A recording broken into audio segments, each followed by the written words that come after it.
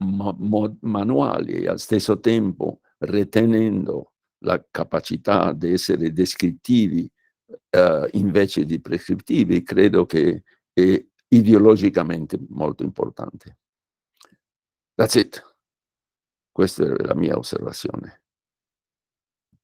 Il mio italiano è stato più o meno chiaro? Per l'italiano sì. Sì. L'italiano è stato molto chiaro. Le idee sono un Assolutamente. po' oscure. No, non sono oscure, è una bellissima punto di vista nella descrizione del manuale come qualcosa che sta al confine fra la macchina purulenta, ovvia, e la macchina non ovvia, no? E quindi questa è una metafora fantastica che riporta sul profilo cibernetico questa discussione che oggi abbiamo invece tenuto su un profilo euristico, insomma, così come per dire, no? Quindi è un bellissimo passaggio dal mio punto di vista. Samantha è la chairwoman. Sì, anch'io ho trovato, grazie dottor Zlowski, molto interessante il suo intervento, dell'equilibrio che in qualche modo lei ha voluto delineare proprio tra banalità e non banalità di tutti i vari passaggi che avvengono all'interno della terapia, fuori e dentro da un manuale. E credo che sia un po' questo il punto, no? Su cui effettivamente dobbiamo trovare una sintesi. Il poter utilizzare tutto ciò che può essere non banale anche all'interno di un manuale, proprio grazie all'utilizzo dell'inserimento della creatività, dell'umore, dello humor più che dell'umore, e di tutte quelle libertà, tra virgolette, che può prendersi il terapeuta per uscire fuori dalla non banalità e non rimanere invece ingabbiato nella banalità eventuale, no, dei passaggi di una manualizzazione. Could you translate it in English, please? Okay. I was saying that I think the stress you posed on the balance between not banality and banality that can be represented by following a manualization. I think it's very interesting, and that's the point. I mean, what we are challenged to do with the manualization is to stay in the, how can I say, in that intersection, I don't know if this word in English exists. Intersection, thank you. Intersection between these highways. No, grazie Mauro, perché sono fulminata, io non sto già più ragionando, quindi of these two features. We follow the risk of being banal if we follow a manualization without the possibility to be us as therapists present with our creativity and not prisoners of the schemas of the manualization. But at the same time, we can use manuals for being more secure, but not being prisoners. Now, I know my translation is not very comprehensible, but really, I'm sorry, today I'm not very No, it's okay. My mind is not working so much. It's not performing at 100%. At the same time, I don't mind being banal, trivial, in my own recommendation as part of the manual, knowing that at the same time the effect that the enactment of our recommendation generates is imprevisible, unpredictable. So it's non-banal. So it is an intervention that at the same time generates openness, increases the chances, it increases the number of options, and rather than as a banal machine would assure a given response. Mauro? Sì, Sono un sì, po'... no, il concetto fondamentale che sta riferendo, io lo condivido totalmente, ed è il cantico del banale, cioè il fatto che il banale è necessario e che ed è quello che ci permette di procedere nella nostra operatività. Quindi sottolineava come non bisogna essere tifosi né del banale né del non banale, perché entrambe le funzioni servono, e questo mi riporta a quello che diceva anche Peter Stratton prima rispetto agli schemi che lui proponeva.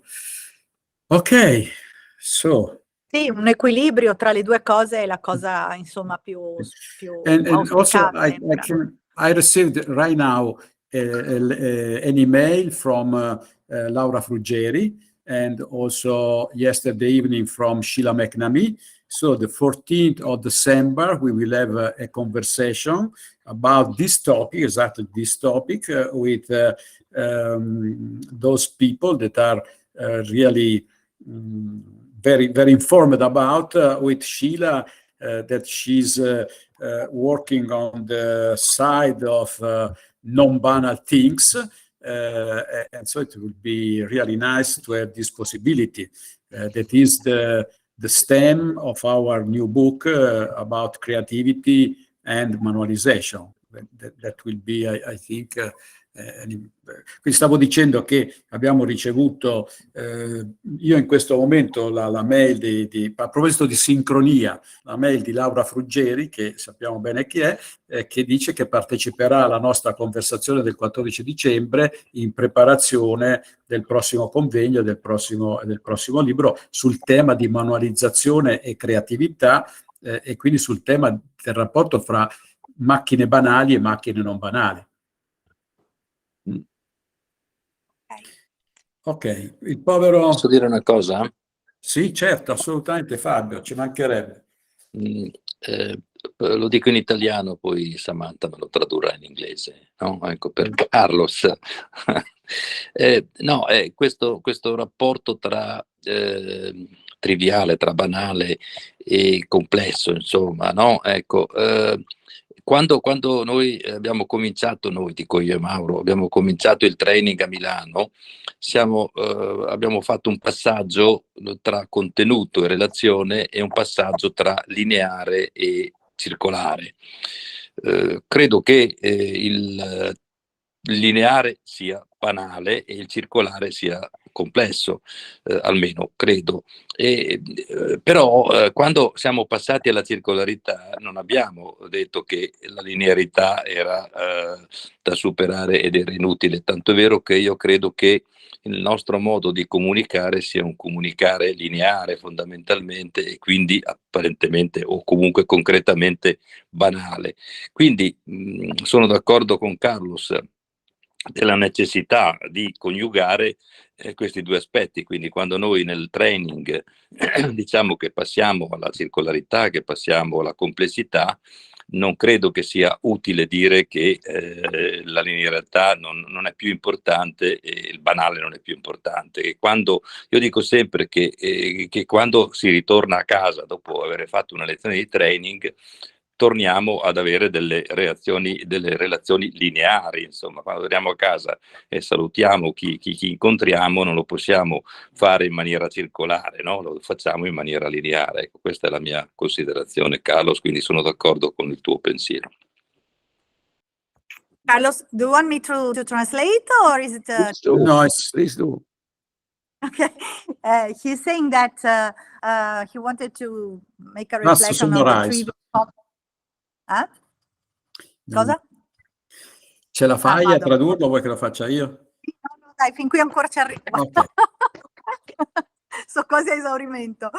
When Fabio and Mauro had the training themselves, they learned to go from mi viene in tedesco, Inhalt, content versus relation, and linear versus circular. Meaning that linear can be associated to banal, trivial, and circular associated with complex. But he's saying that we never said that linear is banal and so is not important or unuseful, because we use it to communicate every day in our families, in our relationships. And so he agrees with what you say, that we need to balance between the two, because both of them are important, and especially linear thinking and banal features are those that we use every day in our everyday lives. So we cannot regret them and refuse them. I think that now we have to shift to George, because it's really late and we lost our time. But Carlos, please, last comment from you about this question. It's okay? I'm very satisfied. Thank you, Carlos. Thank you. Thank you. Okay. So now the best, the youngest. Allora adesso c'è il dottor Saba che ci presenta il suo discorso su creatività e manualizzazione. In breve, anche il professor Saba è un professore emerito dell'Università della California. In particolare lui si occupa del training, che tra l'altro credo che sia stato fondato dal dottor Zlewski, il training, vero? Yes. Ah, ok, residenziale dei medici di famiglia, praticamente, ai quali viene comunque fornito anche una formazione in terapia familiare breve. Lui ha fatto un sacco di pubblicazioni, ci sono un sacco di lavori proprio sugli aspetti della salute mentale nelle famiglie, eccetera, proprio in breve. Ok. So, George, I gave a brief introduction about you and your activities, and you're welcome to present. So do you have slides? Slides, please, yes. Okay. So, Sonia, metti tu le slide? Sì. And I will translate him, I suppose. Okay. Parli con me? Sì. Ci provo. Casomai se mi perdo qualche colpo, tu stai attento che intervieni anche tu. Potrebbe succedere. Grazie Sonia. Sonia è il mio angelo custode. Mi chiamo George Saba, mi dispiace di non parlare italiano e vi chiedo gentilmente di sopportarmi. Grazie anticipo. I want to thank Dr. Mauro Moriotti and Dr. Fabio Bossoli, two of my dearest friends, and to be on a panel with everybody, Carlos and Peter and Samantha. These are people who I've stood on their shoulders for many years and respect greatly. My hope is to encourage us to take steps towards our own process of creative manualization. And I want to thank you very much for remaining to the end of this very day, which is rich, and listen to my humble thoughts. Next slide, please. Ok, il dottor Saba ha iniziato comunque ringraziando per essere tutti quanti, insomma, chi c'è ancora qui, per aver atteso questo intervento. Ok. As we know, manualization is controversial in the systemic field. Some of our colleagues view it as essential, and others view it as reductionistic violence. From either perspective, creativity seems incompatible with another, and imagination and rigor don't seem to be able to marry because of irreconcilable differences. Next slide. Ok, il concetto di base è che c'è questa controversia perenne tra chi ritiene che la manualizzazione sia una cosa indispensabile, essenziale, e chi invece ha comunque paura che la creatività diventi incompatibile con questo tipo di lavoro. Ok.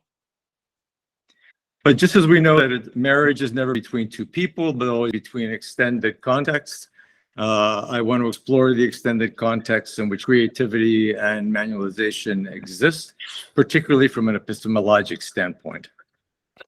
Ok, Next e quindi quello che vuole fare è analizzare il contesto esteso, diciamo, in un'ottica più epistemologica per quanto riguarda la manualizzazione e la creatività. So why are they so popular? Manuals are popular, I think, in the field in psychotherapy in general because they're clearly written. They're readily taught to novice therapists. They're purported to be transferable across various settings, diagnoses, and different age groups. They have researchable, measurable outcomes.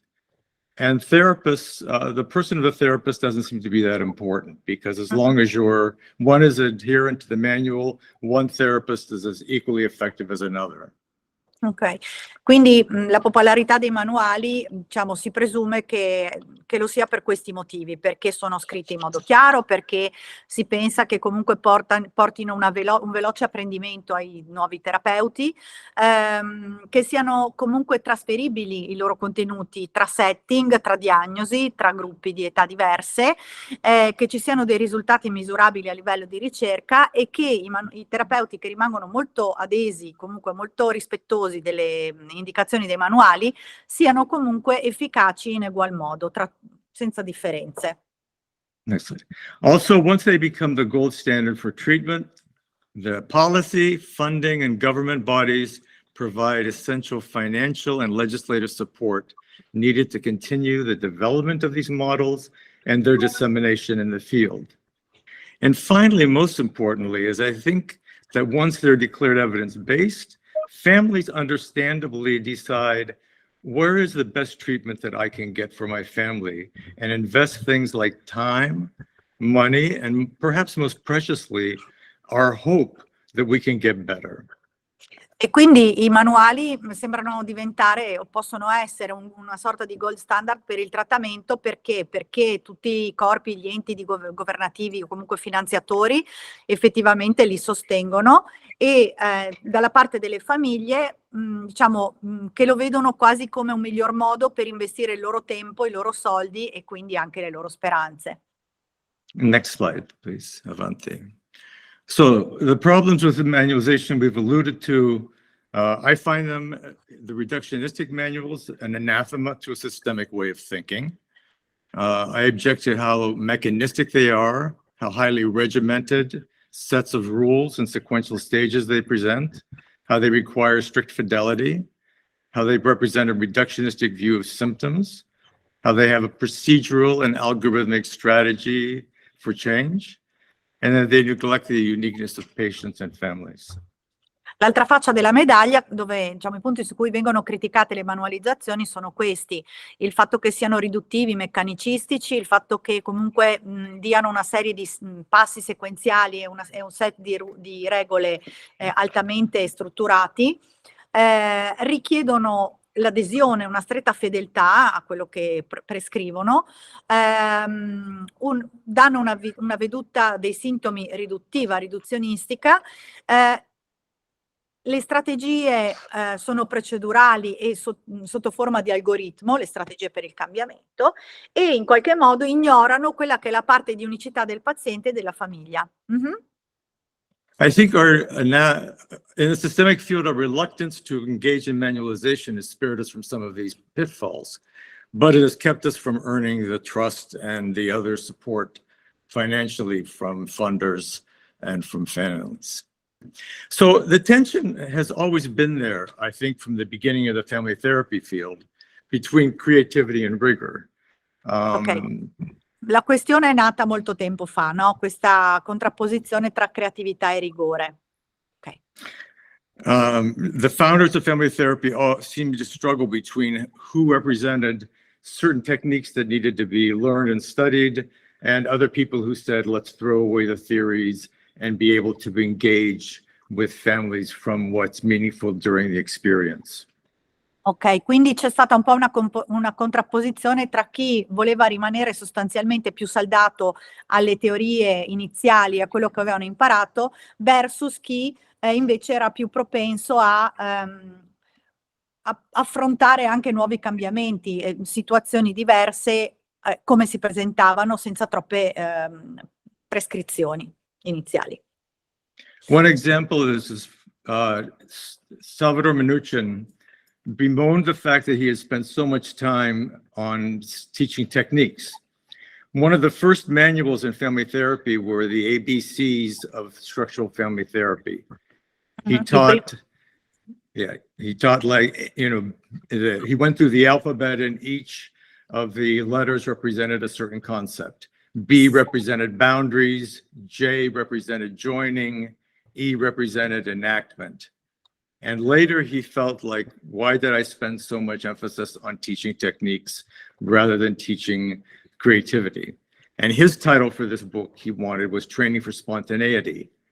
But the publisher said it will never sell. The only thing people want is something essentially the reductionistic manual. And so the publisher won with the title Family Therapy Techniques.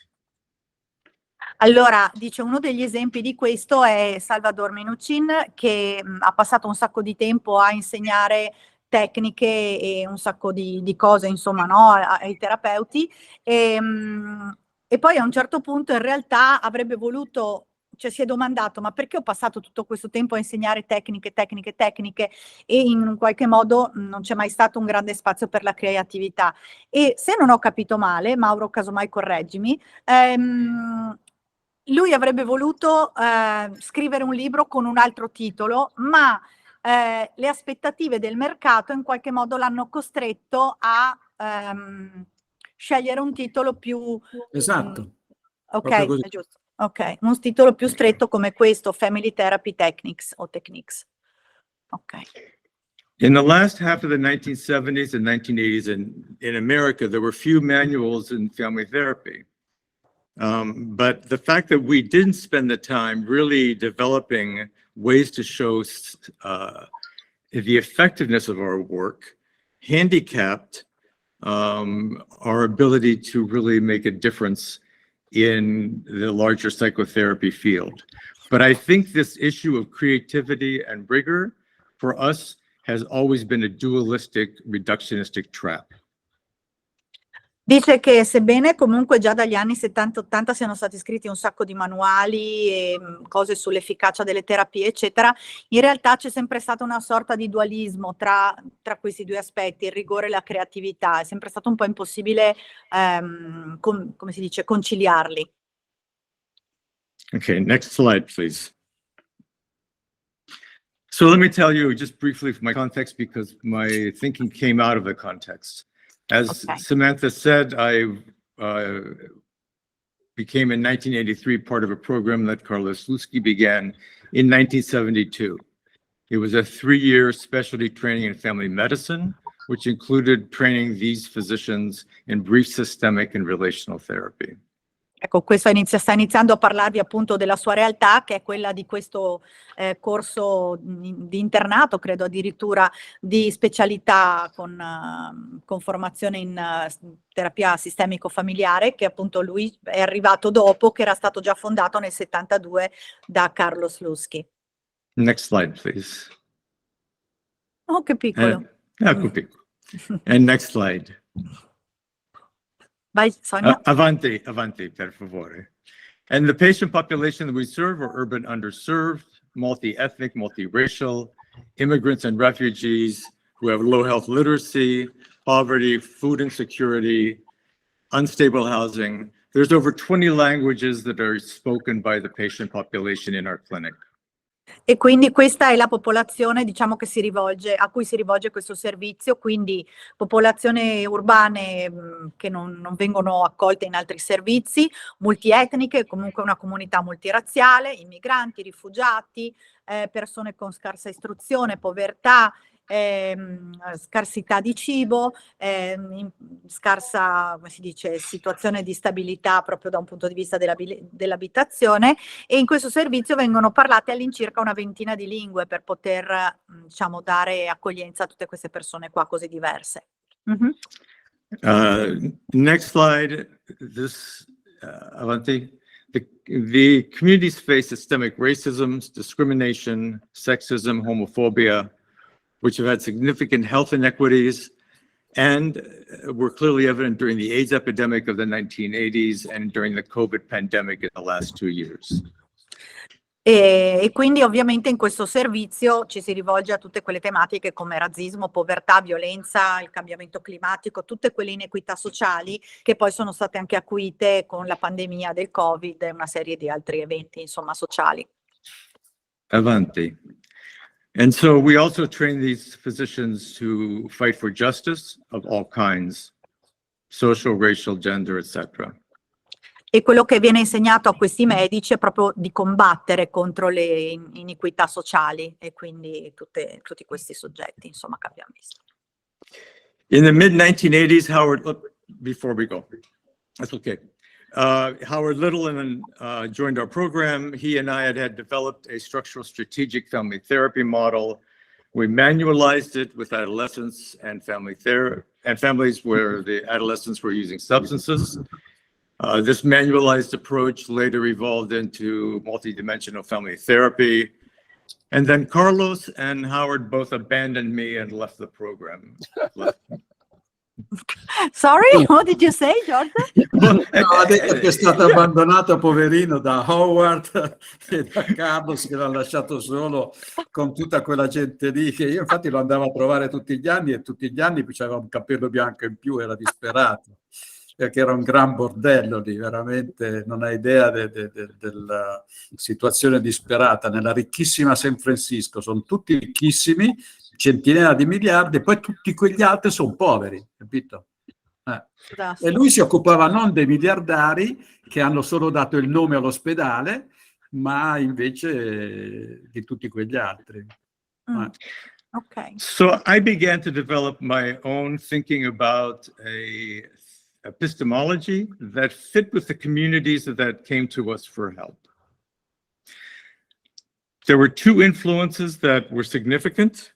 One was Gregory Basin's posthumous book with his daughter, Angel's Fear, talked about the epistemology of the sacred. He had been working on this idea for over 10 years. He was worried that the systems theory, the systemic epistemology had become too mechanistic. He was very critical, as we know, of family therapy field, who he believed had become a monstrous industry that thought they could tinker with subsystems in order to create change. So the sacred epistemology was something that went beyond this sense of the mechanistic cybernetic systems view in the ways in which it had been discussed in many different fields. What Basin presented was that the sacred, that we are part of an ever-evolving, complex, interconnected, interdependent set of relationships among all of life. The sacred is the pattern which connects. It's a meta pattern. It's not just one small arc or one small sequence of patterns. It's a meta pattern in which I am a part of, and that's the hardest thing. I am always a part of this, not apart from. I am part of the biology, the compost, everything that is in the ecosystem and beyond. Okay. Even though the sacred is incomprehensible and evades full description, we have to accept it's also something that we can't control. Ok, dice che quindi a questo punto hanno iniziato a inserire anche l'epistemologia del sacro, visto come una nuova come dire, modalità di pensiero che può essere riassunto in questi punti qua, quindi che siamo tutti parte di una grande relazione che dura tutta la vita e nella vita di tutti, siamo interconnessi, è un meccanismo complesso, questa relazione è totalmente interdipendente. Quindi il focus sui pattern che connettono, la presenza di un pattern meta, quindi superiore, del quale faccio parte e non invece del quale non faccio parte. E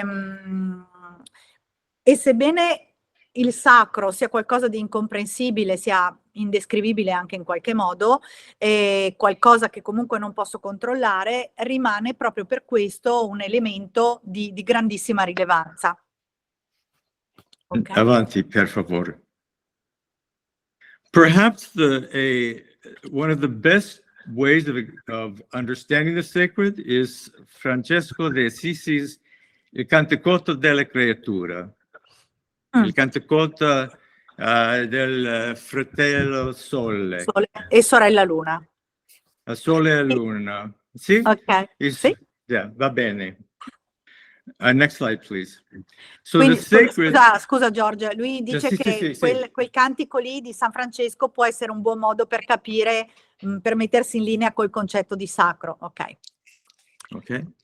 The sacred is the interconnectedness between the imaginative, analogic, metaphoric, and poetic, and the digital, linear, and rigorous. The connection then between creativity and manualization is what is the sacred. The sacred is neither one nor the other. Quindi il sacro è in realtà ciò che connette l'immaginazione, gli aspetti analogici e metaforici e poetici con quelli descrittivi, digitali, lineari, rigorosi. Quindi il sacro è proprio la connessione tra creatività e manualizzazione, ma non è né l'uno né l'altro. Avanti, per favore. So the pattern which connects the corpus callosum, which connects the right brain with the left brain hemispheres, allows this communication between the two domains. The communication is not unilateral from imagination to action. And similarly, then we can imagine that there are corpus callosa that tie the family, the community, the cosmos, tying together the poetic and the prose. Avanti. Sì, ok, dice un po' come il corpo calloso mette in comunicazione l'emisfero destro con l'emisfero sinistro. Come si può dire, non stiamo da una parte unilaterale, ma che ci tiene o verso l'immaginazione o verso l'azione. In realtà è una sorta di unione, come possiamo prendere entità come il cosmo, insomma, andando alti nei livelli, dove c'è una comunicazione costante, uno scambio di informazione costante. Basin said that the richest use of the word sacred is the combination of the two, getting the two together, and that any fracturing of the two is, shall we say, anti-sacred. E quindi il tentare in qualche modo di separare la combinazione delle due cose, metterle una di qua e una di là, romperle, in qualche modo corrisponde a essere antisacro, dissacrante. So we can't preferentially value creativity and ignore that we are patterned, rule-governed organisms. Nor can we presume that creativity simply represents ideas and any attempt at manualization is foolish or violent. Mauro, puoi andare tu che mi sono persa il primo pezzo, scusami. I was kept by the image. I was completely kept by this image. Anch'io mi sono distratta guardando l'immagine. I lost the last sentence. Okay, we can't preferentially value creativity and ignore that we are patterned, rule-governed organisms. Okay. We cannot presume that creativity simply represents ideas and that any attempt to manualization is foolish or violent. Non possiamo pensare di scindere la parte della nostra creatività con quella che invece è la parte nostra più strutturata. E la stessa cosa avviene anche con i manuali, sostanzialmente. Sì. Vanno tenute insieme le due cose. Basin sees the process and go back. Basin sees process and context as both important. However, content description must always describe things in terms of relationship to other things. That's the secret. Il segreto è che quello che è il contenuto in genere spiega anche quella che è l'interazione relazionale, quindi la relazione. È come se il contenuto in qualche modo contenesse la relazione. Mauro, ho capito bene? Hai capito bene, hai capito molto bene, ed è una bellissima descrizione del rapporto fra contenuto e relazione che rivoluziona la pragmatica della comunicazione umana. Era ora. Severing the corpus callosum into creativity on one side and manualization on the other, and prioritizing the former over the latter is a more serious epistemological error that we have created. È un errore epistemologico cercare di dare più importanza alla creatività rispetto che al rigore, e non possiamo privilegiare nessun aspetto.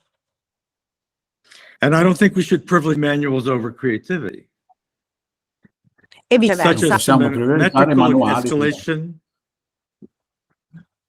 Sorry, George? Such a symmetrical escalation is harmful and inaccurate on how information is mutually exchanged. E quindi questa escalation non è escalation simmetrica non va bene e non dà neanche in realtà una visione equa di come le due cose possono collaborare È insieme. una bestemmia verso il To sangue. chop apart the interdependent communication between creativity and rigor results in both of them withering. Mauro, ho perso un pezzo. Sì, la creatività sono tutte e due della stessa importanza, il rigore e la creatività. Bateson also says that any content description will have gaps of information given the constraints of language. And we need to be careful not to try and make a coherent manual that is seamless, but rather accept that gaps of information exist, and in the gaps we may find great value. Ho perso tutto. Is it not clear? Allora, mi pare allora, George, I'm not sure I understood. Yeah, that oftentimes in manuals we want to have things so clear and logical and sequential. Bateson warns us that there's going to be gaps in what we understand, and our manuals can have gaps. They may tell us what we don't know, but to not force something that doesn't really sequentially and logically and digitally exist in reality.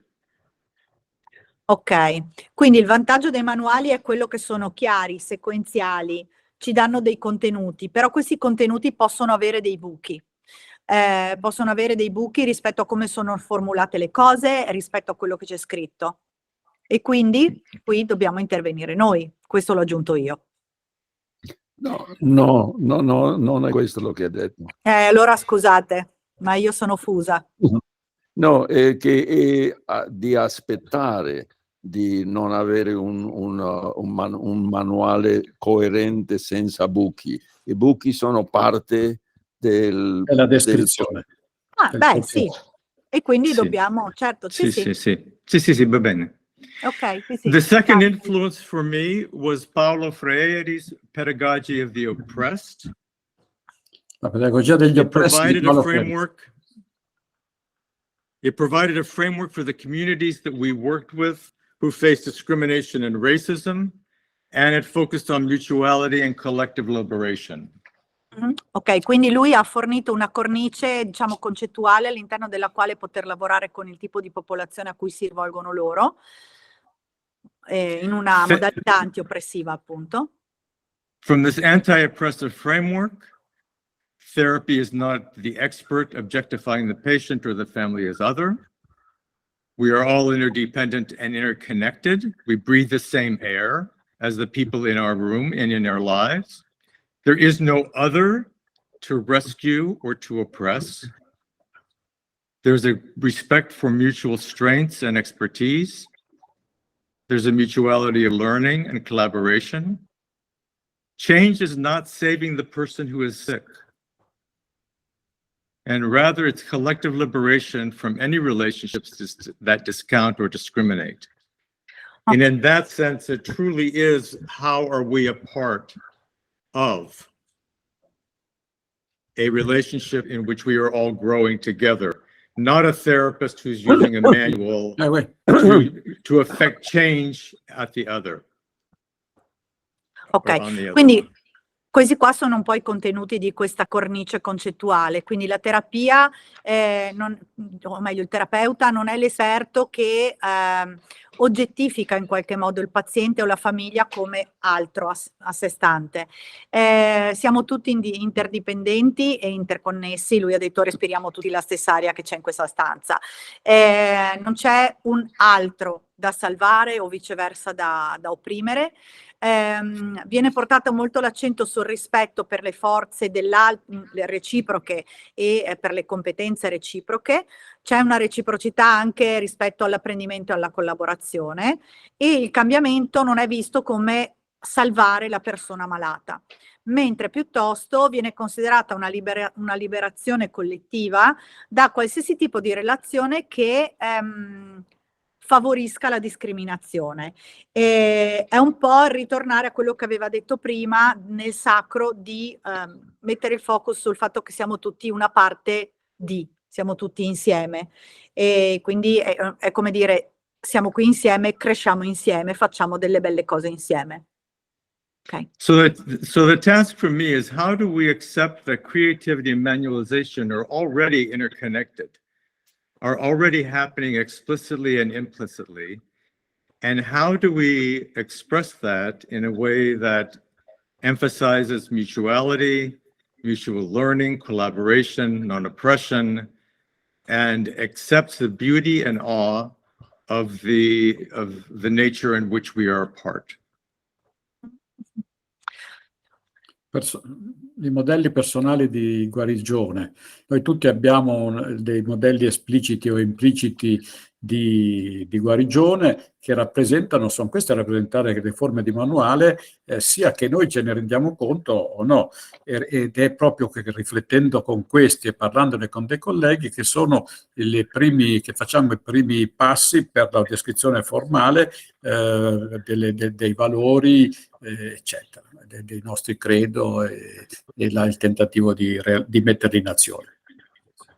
So before, not yet, Sonia, back, please. Okay, grazie.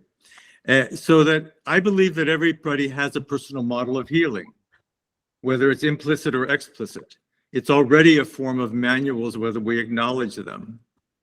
And so what I want to encourage is that we reflect and articulate them with ourselves, with colleagues, and it can be the first step to describe what we believe and value and attempt to enact. Ecco, io questo sì, quindi quello che diceva Mauro. Esatto. Per me siamo ricoglioniti tutti, quindi... ormai siamo bolliti. Okay, next slide, avanti. So what I want to suggest is not for now, but at some point, an exercise for reflection. I would like you to think about a time, recall, draw, dance.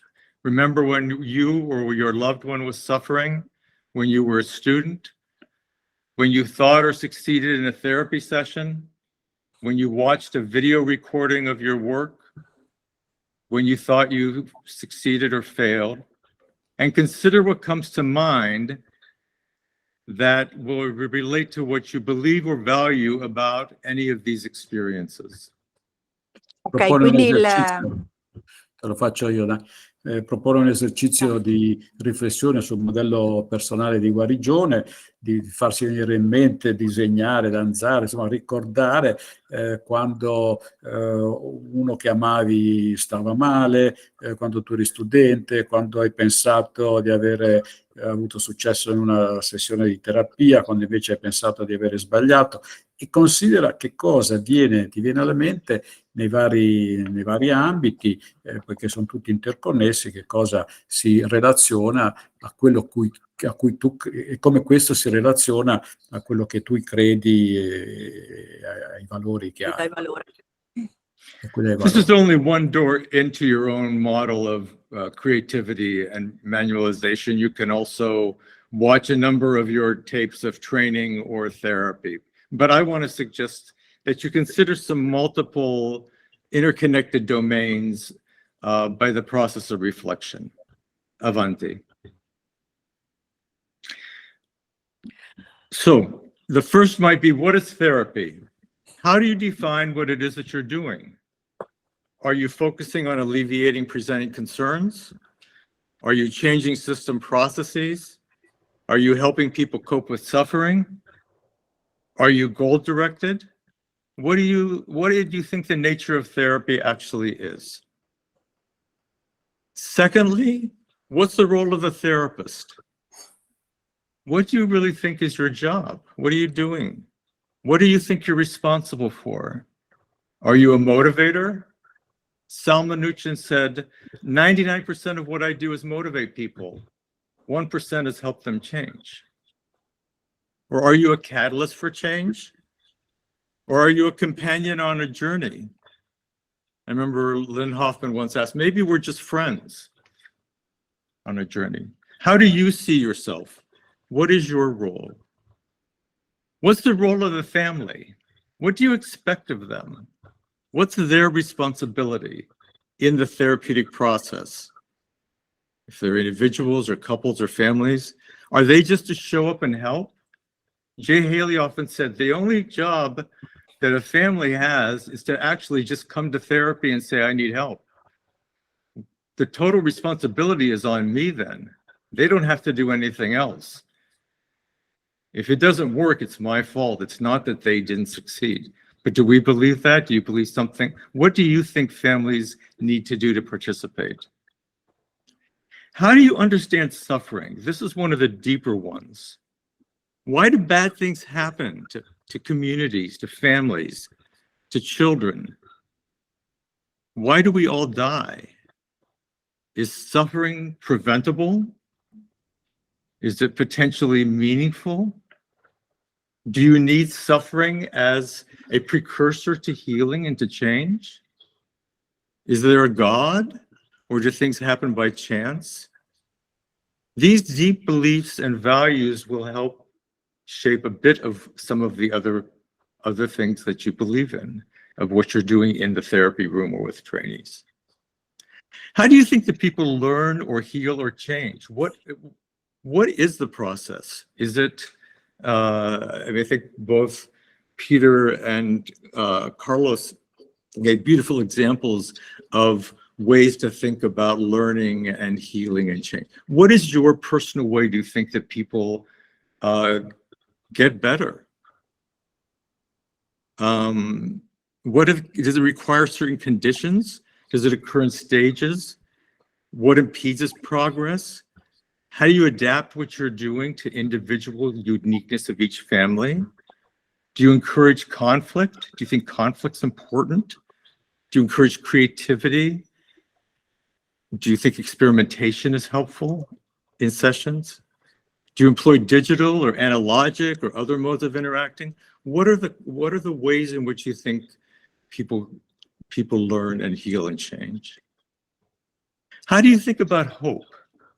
This speaks a little bit to what Peter raised about anticipatory frames. But hope is a key thing that people come for. Minuchin used to say, therapy is not going to be effective until people have tried and exhausted everything they think they can do. When they are completely given up and have completely surrendered, then I can be effective. But people have to have hope that you're offering something. How do you think about hope? Is that something key to your work or not? How do you evaluate what you're doing? At the end of a session or during a session, how do you think you're saying to yourself, you know, I'm reaching some of these other things that I find important, or I'm not?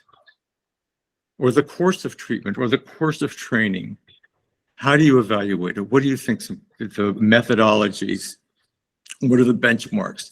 Are there outcomes? Are there processes to look at? Are there objective changes in behavior? Are there subjective changes in how people feel? Are there observations only by you, by them, by somebody outside? What are the ways you evaluate?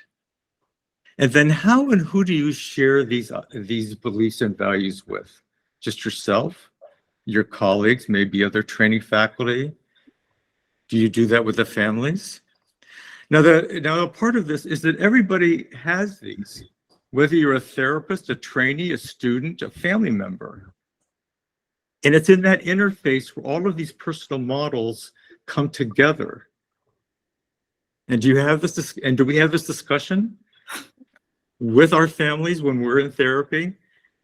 This is what I think suffering is. What do you think suffering is in this family? As a family, as individuals? But it's in that is where creativity and rigor lives. It's no longer something reductionistically that I think about as I want to increase the creativity and rigor within myself as the therapist or trainer.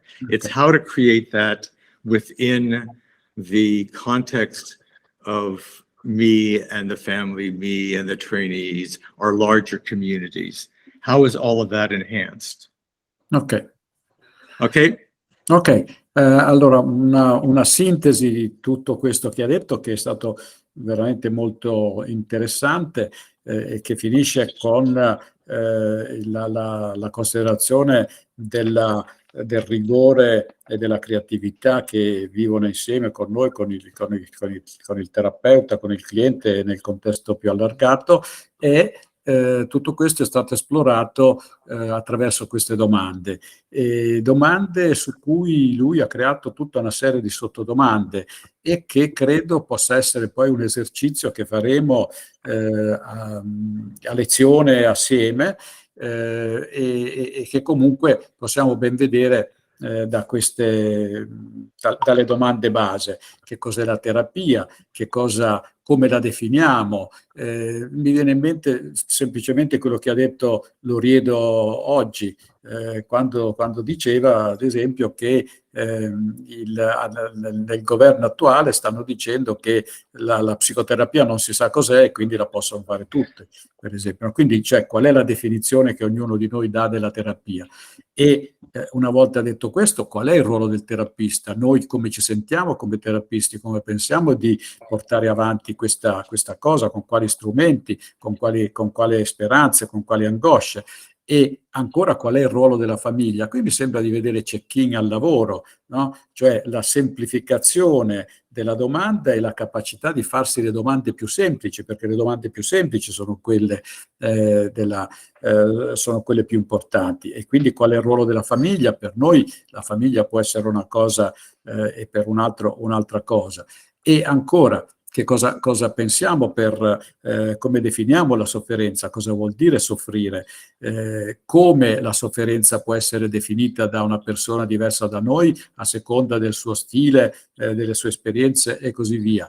Le domande successive: come pensi che le persone, quale sia il meccanismo con cui le persone apprendono, cambiano e si curano? Vedete, sono tutte domande che aprono dei mondi, e il percorso nostro fra creatività e metodo sta nel arricchire queste risposte. Per esempio, come pensiamo la speranza, come valutiamo quello che dovremmo fare. E se me lo sposta, però, io come faccio ad andare avanti, Sonia? Ok. In ogni modo, questo era il contenuto di tutto questo, un esercizio che faremo tutti assieme. Prego, Sonia, giustamente. Go on. Then for us, you can sit and watch numbers of your video recordings of sessions and then have a dialogue. What your espoused theory is, this is what you espouse, what you think it is important to you. Look at what you do and your theory in action, and have that dialogue back and forth in that iterative process. Avanti, Pedro. In our program, we have done this, and it's be clear that there is always this dance. It's between the map and the territory, but also the cartographer and also the travelers in this iterative process. This for us is the beginning and has led to our form of creativity and manualization. We have written manuals that we change every year. We involve the patients and the families in helping us think about what we want to be able to offer. Next slide, Avanti, per favore. Because... Al volo diceva di nuovo l'importanza di videoregistrarsi e poi discutere quello che si fa per riuscire appunto a capire un po' meglio cosa si sta facendo, e questo si riflette anche in questa roba qua, cioè di stare nella danza tra la mappa, il territorio, ma anche i cartografi e i viaggiatori. Quindi portando questa metafora nei manuali e nelle manualizzazioni, loro li cambiano, le revisionano ogni anno, proprio perché continuano a navigare in questa complessità di territorio e aggiornarli con le cose che gli sembra servano, insomma. Grazie. Avanti.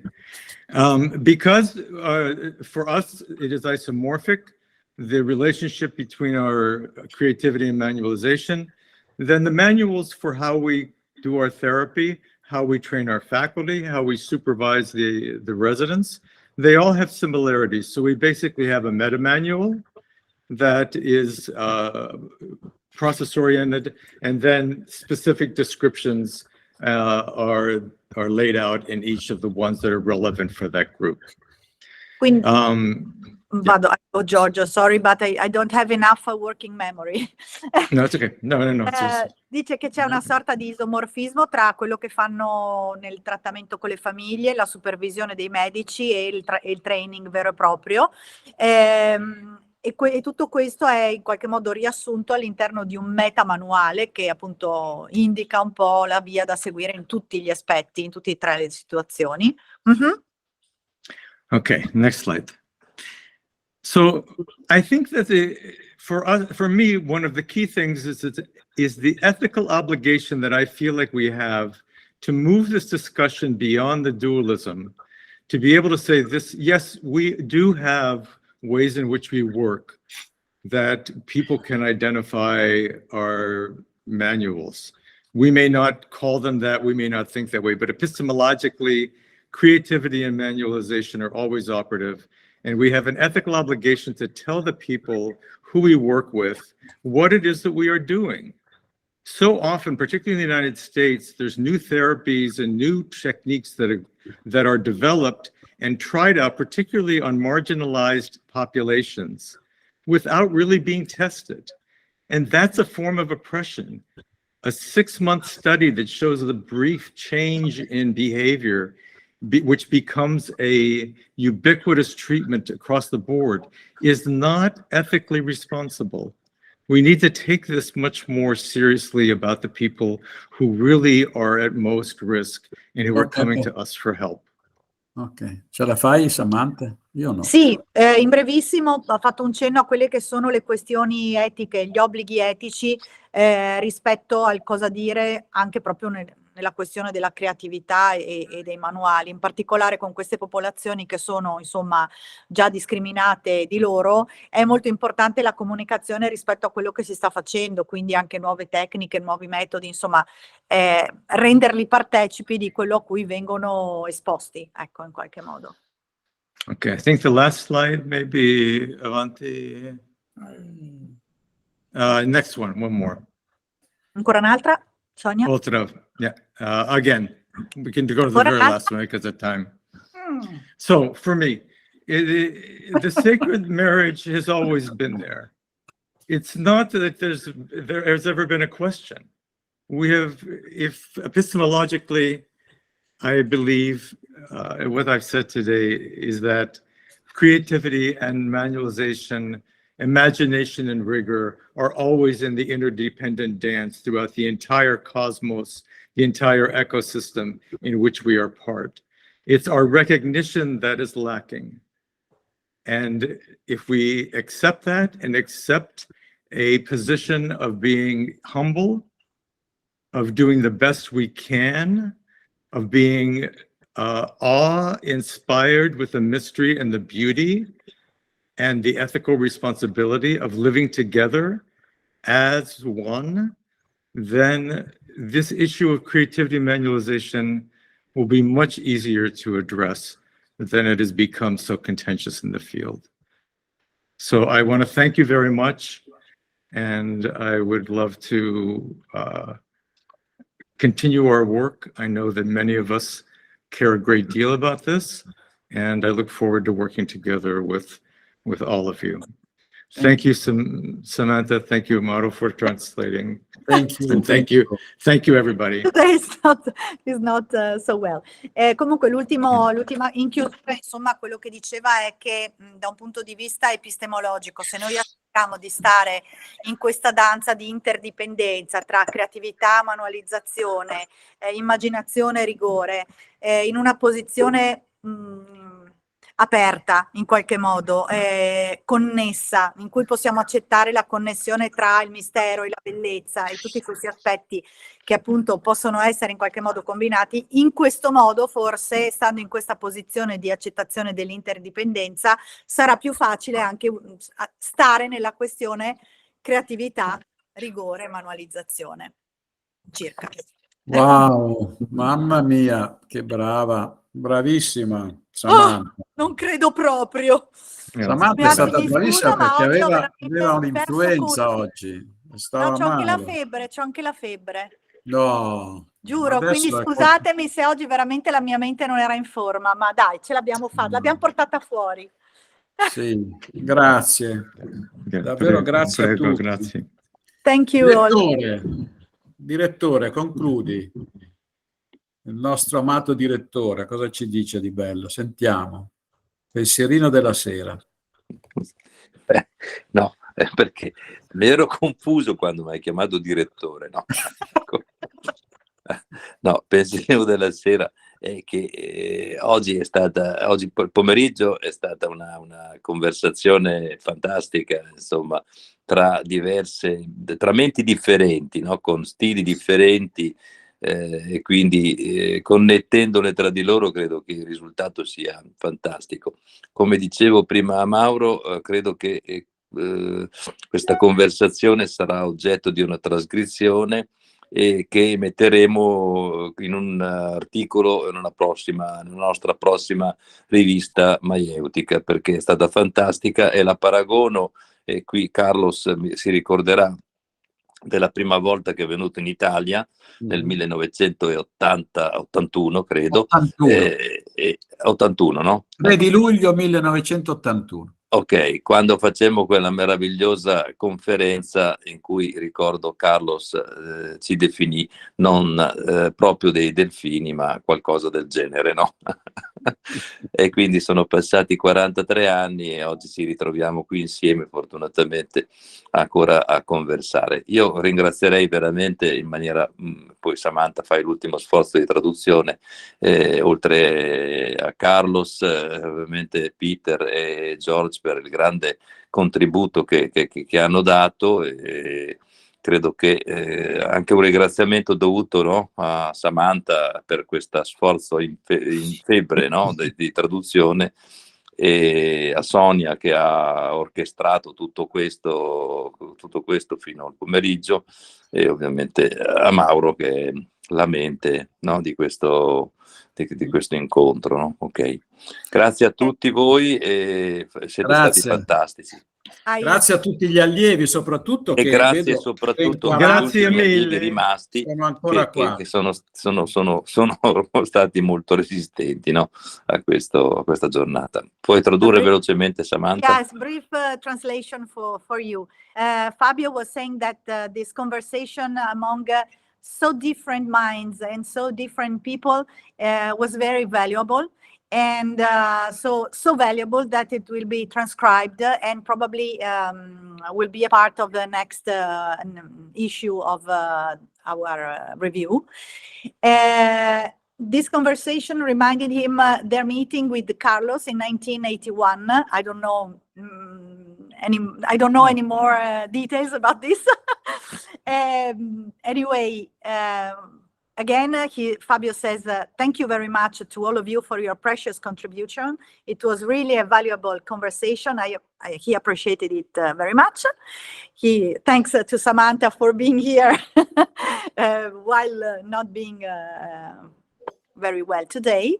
It was a pleasure anyway. I apologize for not being so performing as usual. And really, thank you very much. Thank you very much. Grazie. Siamo in Italia, tutti. Sì. We wait for you here in Italy in presence, she's saying. Yeah, we're coming. Sì. We are. Yes. Grazie davvero a tutti gli allievi e ripeto, questo era quello del rigore, la prossima volta sarà quello della creatività, nessuna parola, solo danze, cercando un po' di tradurle. Danze, teatro, musica e altro. Ok. Bene. Ciao. Ciao a tutti. Mauro, you want to stay on? Hi, Carlos. Hi, Peter. Hi, George. Yes. Bye, everyone. Thank you so much. Ciao, Carlos. Voglio bene. Do you want to stay on? Can we stay on? Yeah, George. Yeah. Could you stay on? Peter, Carlos, Fabio, stays. Yeah. Okay. And yes, a little Grazie a bit. tutti, buona serata. Ciao. Ok. Quelli che non vanno via perché facevano finta di esserci. Ciao Massimo. Continuano a essere lì. No, invece ci sono ancora. Denise, dove sei? Di la verità. Ah, c'era. Massimo. Ah, vedi che c'era. Massimo, so good to see you. Ciao Massimo. Ciao a tutti, buona serata. Ciao. A presto. See you later. Okay. So we can speak just shortly about, shortly or not, about our the book. So I'm really happy because I think we had a very big success in our co-optation, and for the 14th of December 14, we had the acceptation of Laura, as I told before, Laura Fruggeri, Sheila McNamee. And the one that doesn't answer is Umberta Telfner. But I sent her a mail, so maybe that is not more the good mail, because as you know, she became the EFTA president, and just before the presidencies, she asked me for my vote. And I told her, well, I will give my vote only if you promise that you do something about our book on creativity. And she said, okay, lo giuro, I swear. So she has to do it. Okay. Fantastic. All right. Good. No, but it seems to me that Camillo is not more here, but anyway, he's really connected with us in this, and I will meet him in a week, next week we will have the CIPR Italian conference, and we will meet there, so he's totally with us in doing the book.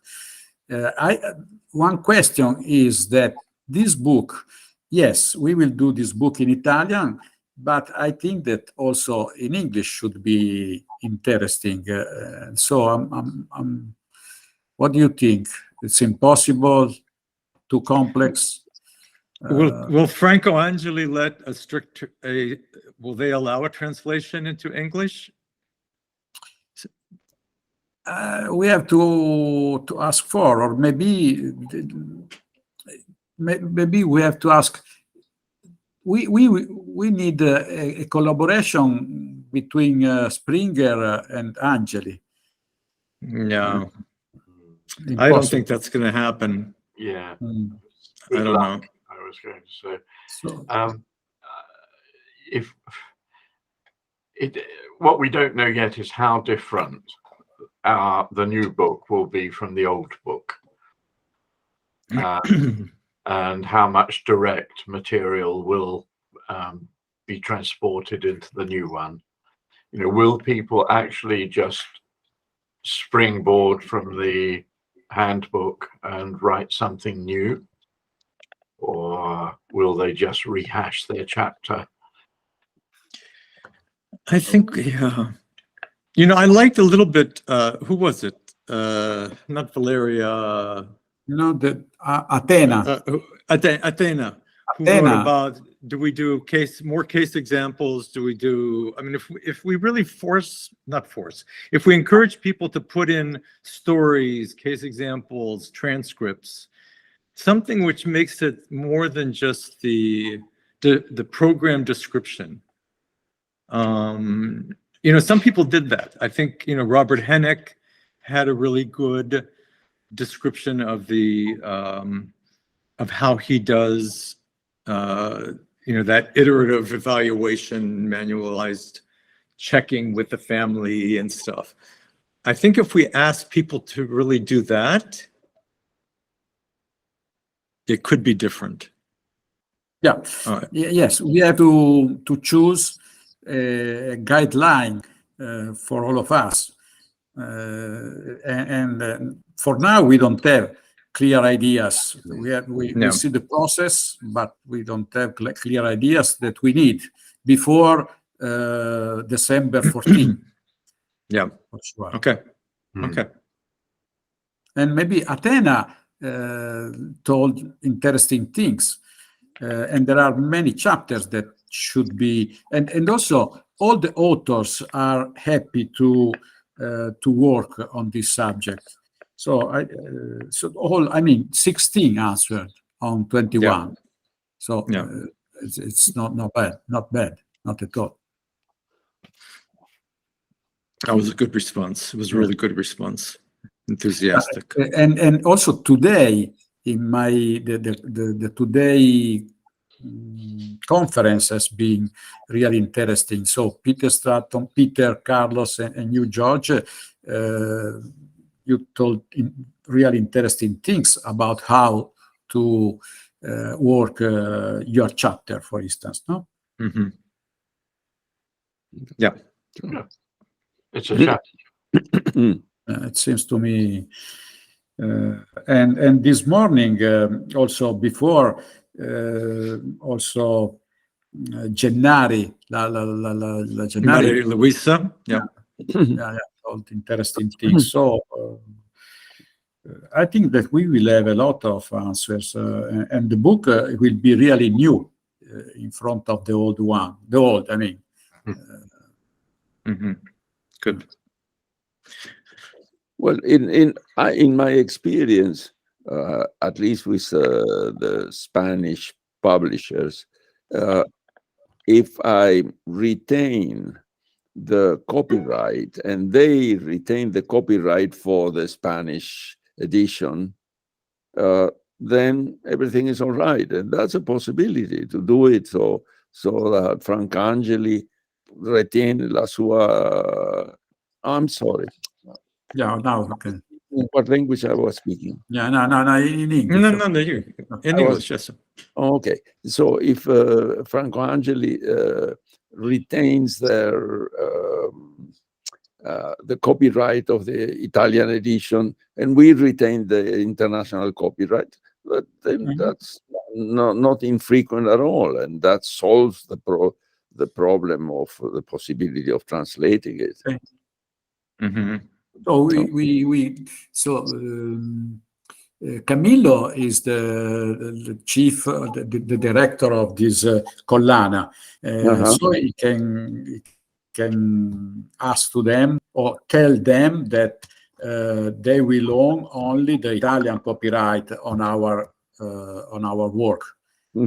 Also because the work will be mainly in English, so it will be more difficult the translation in Italian than the contrary, no? So it's already in English. So no, but the other issue is how much material will come from the handbook that will require Springer to accept it, because Springer doesn't, I think, have the fair system that the author retains copyright of the material. Springer owns everything. You know, the original wording, your soul, the printed version, they own you, so far as that is concerned. But on the other hand, by the time our new one comes out, getting some publicity for the handbook is in the interest of marketing for Springer. There should be scope for a negotiation with them, but maybe we should negotiate early on. I think that would be good to do now that we know this. I didn't think about this in the past, that we would want to translate it. So when we sat down and figured out the contract, we didn't have that talk with Springer. I don't know if it would have changed anything, but I do. I mean, do you know, Peter? Do they go sentence by sentence, and if sentences are exact, is that a violation, or is it more batches of stuff? Because, I mean, the only other book I edited, Carlos. Do you remember Evelyn Lee? God rest her soul. She was a psychiatrist in the Department of Psychiatry at the General. She started the Family Institute for Asian Families in Chinatown. She passed away very early on, but I asked her to be part of this book on minorities and family therapy, and she submitted a chapter that was almost word for word what she had written for another book. She just changed the title and very little else. Seriously, we got into a big fight about it. I said, you can't, just ethically and creatively, don't you want to write something new? And she did, but I don't know, like, I mean, a lot of this, people are going to repeat a paragraph that describes, it's a boilerplate paragraph of a conversation, of a context description, something. Do you know if Springer will say, like, nope, that's not good either, you got to write? Well, the point is, there's two sides to this. One is they'll use software like our university does, which will, they'll put a student's essay through and pick up any print in the world that has exactly the same wording. They don't have to know about it. The software does it. The other side is you quote and you reference the original and you get permission from Springer to be allowed to do it. And publishers allow, they grant permission. If half the chapter was lifted from their book, then they will object. But paragraphs here and there, they normally don't have any problem with. They take their time, they slow things up, but normally that's fair practice. Okay. Yeah, but anyway, I think that the most important issue is if we speak clearly with Springer or not, because one thing is the translation of the chapter, and at the end it should be also nice to have the book as it is translated in Italian, because it is a worthy book. So that's it. And another thing is to mix the goals of this publication, and to mix in the sense that to do this and that and mix and made a mess. So I think that the new book has to be a new book in the sense that there is ideas coming from my manualization that I treat in a different, that I work on a different manner. So the manualization is mine, is not a Springer. So I speak about my manualization in another manner, and Springer cannot say anything. So I think we have to leave the one idea and to accept the other idea. So the old book has nothing to do with the new book. In this way, we don't have to speak with Springer. I don't know if it is possible. In this sense, we have to say to all the authors, well, we don't accept anything that comes directly from the book. So, or something like that. Or, a few specific quotes, direct quotes from the book would be fine, but not. For the description of the manualization, obviously. Sorry, I have to attend to something. Yeah, please. And I have to leave. My grandchildren arrived. Okay. Oh my goodness! Also me, I have to go because Nicoletta is waiting, and I think that we can share thoughts before the end of November, specific thoughts about how to work on the book or the new book. Right. Okay. And your centralization and leadership, Mauro, is magnificent. It really is. That's very good. Rosso. It's very important. So bravo for definitely. That. It was very interesting. Very interesting. No, I appreciate that, because somebody has to take the lead on this, and I think your sense of building it out for the next couple of years, both in print and in these conferences, is very important to have somebody have that vision, because we're across the entire globe trying to do this, and it's not simple. I just want you all to know this is how people abandon me. Somebody has to go and get something. Somebody else has grandchildren. Somebody else has a wife to deal with. And then the next thing you know, I am on television. I'm by myself on the computer and I'm waiting for you to come back. It's okay. Tough shit, Joe. I wish to be there. Yeah. Okay. Let's go. Right. I go because See you later. Really a lot of. I know. We gotta go. Going on tips. Great to see you. Ciao. Okay, bye-bye. Ciao. Ciao. Thanks for everything. Grazie per oggi. Grazie mille. Ciao. Ciao, ciao.